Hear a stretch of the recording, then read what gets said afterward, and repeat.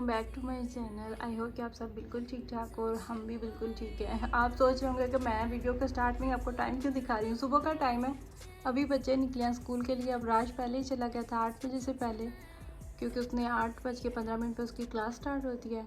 तो अभी मेराज जो है वो अपने बाबा के साथ निकला है अपने किंडरगार्टन के लिए। और ये मैं आपको वेदर दिखाऊँ, मैंने सोचा हुआ था कि आज मैं बच्चों को शॉर्ट्स पहना के भेजूंगी और मैंने इनके वही कपड़े निकाल के रखे हुए थे, लेकिन वही बात कि यहाँ के वेदर का कोई भरोसा नहीं होता। और ये देखें, आज अच्छी खासी ठंड हो चुकी है।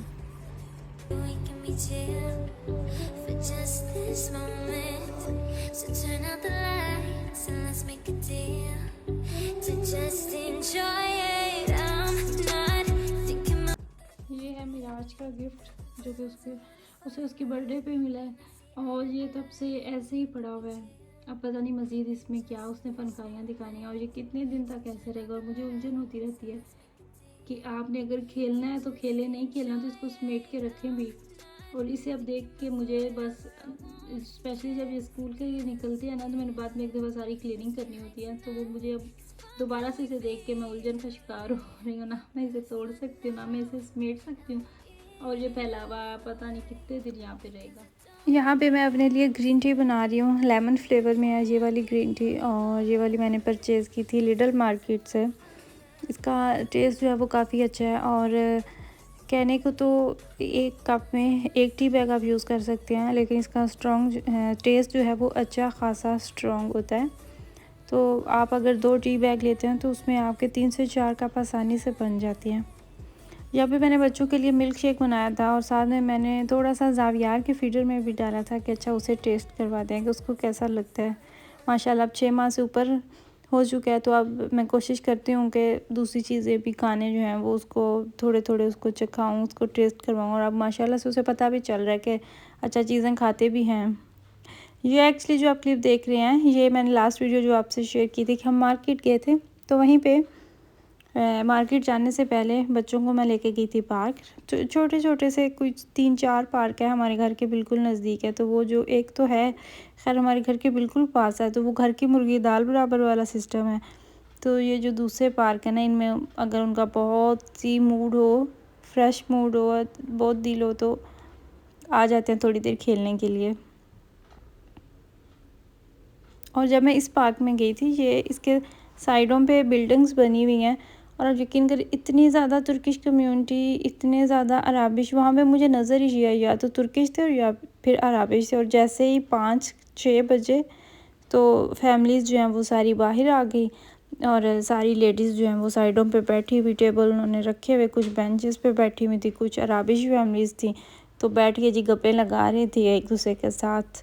तो मैं कह रही थी कि अच्छा ये इनके मज़े हैं ना, वो सेम वही लग रहा था जैसे पूरा तुर्की यहाँ पे बना हुआ है।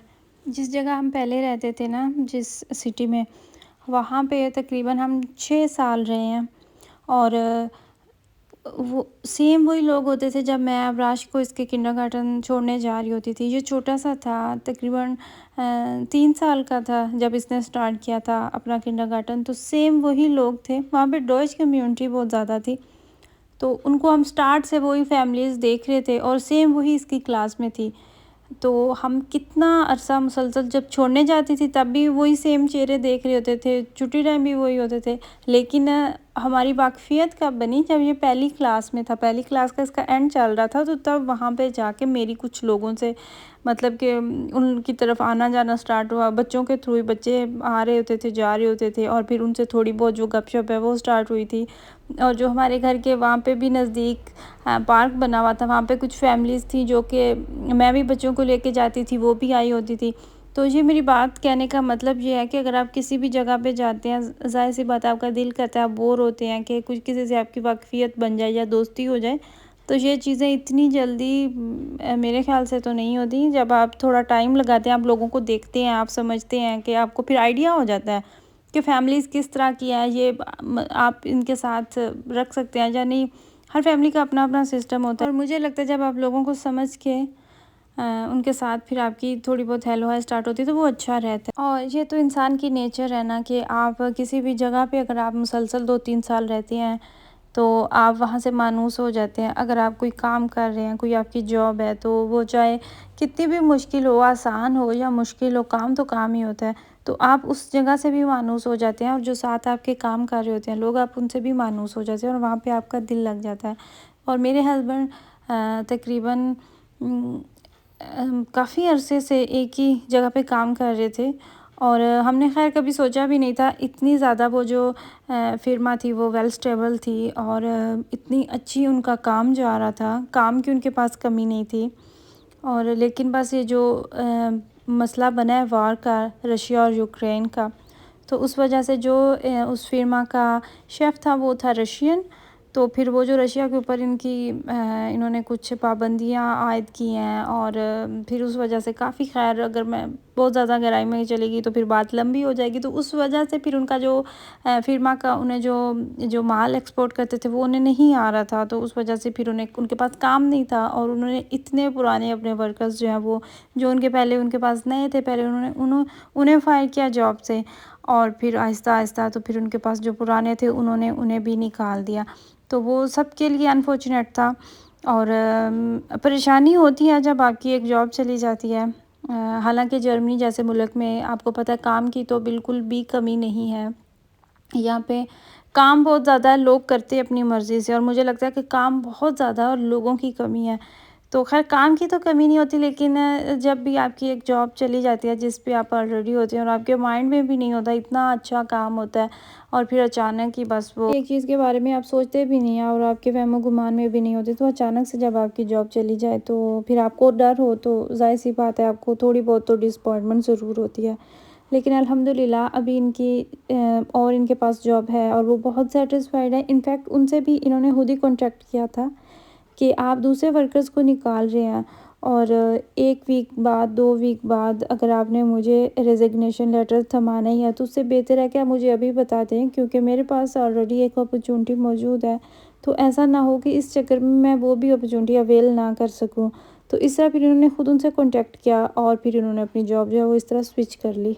इतनी सी बात हमें समझने की ज़रूरत है कि जिस जगह पे जितना आपका दाना पानी होता है, अल्लाह ताला ने जितना लिखा होता है वहाँ से आपने वही लेना होता है। यहाँ पे मैं आपको ग्रॉसरी दिखा रही हूँ जी, मेरे हस्बैंड लेके आए थे तुर्किश मार्केट से, जो कि हमारे पास एक नई मार्केट ओपन हुई है और वहाँ से ये सारी चीज़ें लेके आए थे। और सबसे अच्छी बात, खुशी की बात कि इतने अरसे बाद ऑलिव ऑयल खैर हम यूज़ कर रहे थे काफ़ी अरसे से, ऑलिव ऑयल से हट के भी एक ऑयल नज़र आया है। नज़र ही नहीं आ रहा था, ऐसे ही लग रहा था जैसे नामुमकिन बात है। हालांकि दूसरी मार्केट लीडर और आलडी में 179 तक उसकी प्राइस तो आ चुकी है, लेकिन मसला ये है कि आपको वो ऑयल नज़र ही नहीं आता वहाँ पे। तो ऑयल की बोटल्स लेके आए हैं, 4 से 5 थी और 2 यूरो की एक बोतल थी और 700 ml था उसमें ऑयल। तो वो ज़्यादा फिर लेके आ गए कि मार्केट्स का तो पता नहीं मिलती हैं या नहीं मिलती। और इतना बड़ा वाटरमेलन लेके आए थे, वो मैं आपको दिखा रही थी कि पता नहीं हम कैसे ख़त्म होगा। हाफ़ तो काटा था लेकिन हाफ़ जो है तीसरा हिस्सा अभी भी फ्रिज में पड़ा हुआ है। तुर्किश मार्केट्स की काफ़ी ज़्यादा सहूलत होती है, फ्रेश आपको मीट जो है वो तो मिलता ही है, इसके साथ जो उनकी सब्ज़ियाँ होती हैं, जो उनके फल होते हैं वो भी काफ़ी फ़्रेश होते हैं। उनका एक अपना ही टेस्ट होता है। और फिर प्लस हमारे पास एशियन स्टोर्स जो हैं वो भी काफ़ी ज़्यादा हो गए हैं अपनी देसी ग्रॉसरी के लिए। अगर पाकिस्तानी इंडियन जो है वो भी, उनकी भी काफ़ी ज़्यादा सहूलत हो गई। वहाँ पे साथ ही थी एक वो भी नई ओपन हुई है, पाकिस्तानी है शॉप, उस पाकिस्तानी ऑनर है तो उन्होंने नई ओपन की है वहाँ पे भी शॉप। तो वहाँ से भिंडियाँ लेके आए थे जो कि मैंने हाफ़ पकाई थी, हाफ़ जो है वो मैंने फ्रीज़ कर दी थी। तो ये थी जी मेरी आज की वीडियो। आई होप कि आपको मेरी ये वाली वीडियो पसंद आई हो। अगर आपको वीडियो पसंद आई है तो आपने लाइक करना है और मुझे ज़रूर बताना है कि आपको वीडियो कैसे लगी। अपनी फैमिली का ख्याल रखिएगा, मुझे और मेरी फैमिली को दुआ में याद रखिएगा। अल्लाह हाफिज़।